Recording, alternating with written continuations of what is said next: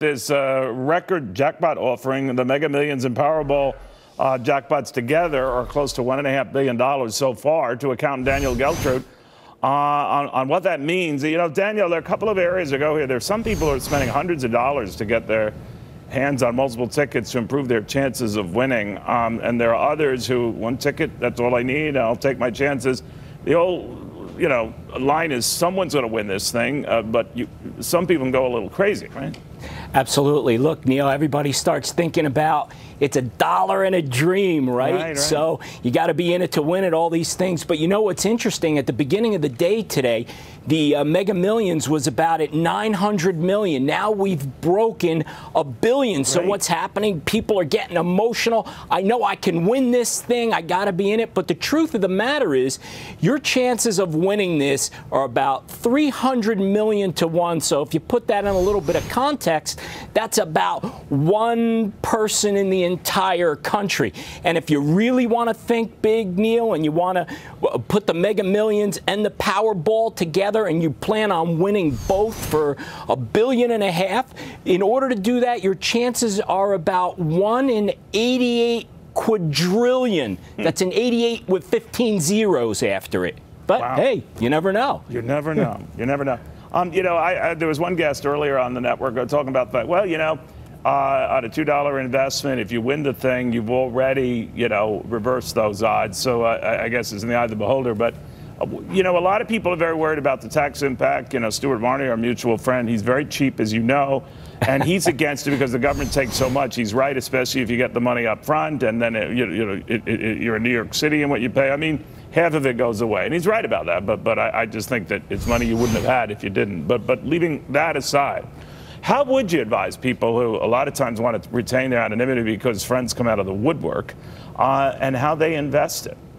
Yeah, it's not easy, Neil, to stay anonymous in this process. And the reason for that, there's only about 6 states in the country that allow you to claim your prize anonymously. It's a matter of public record in the rest of the country. So what are you supposed to do? Well, the thing is, as soon as you win, if you're lucky enough to be that person, you don't have to come forth that day. Really, the plan needs to start where you get an attorney and, dare I say, an accountant, and I know somebody, to really advise you and guide you through the process. Neil, this is a really big deal if you're coming into that kind of money. Very, very few people really know what to do, even after taxes. If you win $1 billion, and with the net of this whole thing, you're going to be somewhere around 400 million.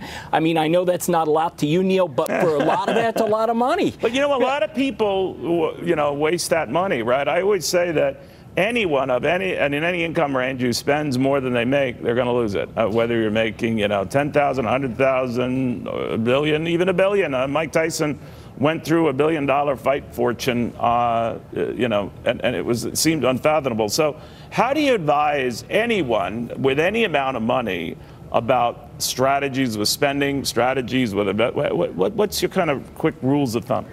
Well, the quick rules of thumb, first thing, let's keep in mind that 70% of lottery winners end up broke. So you want to make sure you're in that other 30% to start with. So again, you got to get the right advisors to start the process.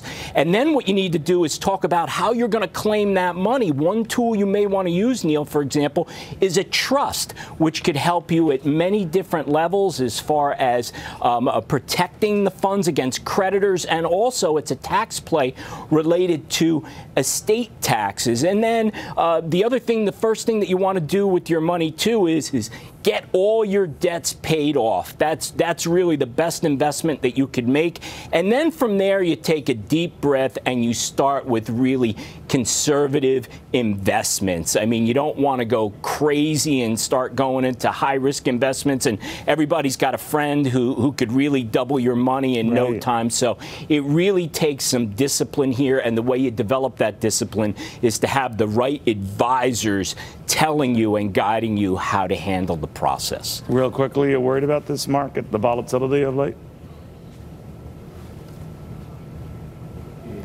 Neil, I'm sorry, I didn't hear you. Are you worried about how volatile the market's been lately? I apologize. Oh, well, yeah, listen, the market being volatile, it seems like our crisis in Saudi Arabia is driving that. And we're going to be coming to a conclusion, I think, in short order as to what's going to happen there.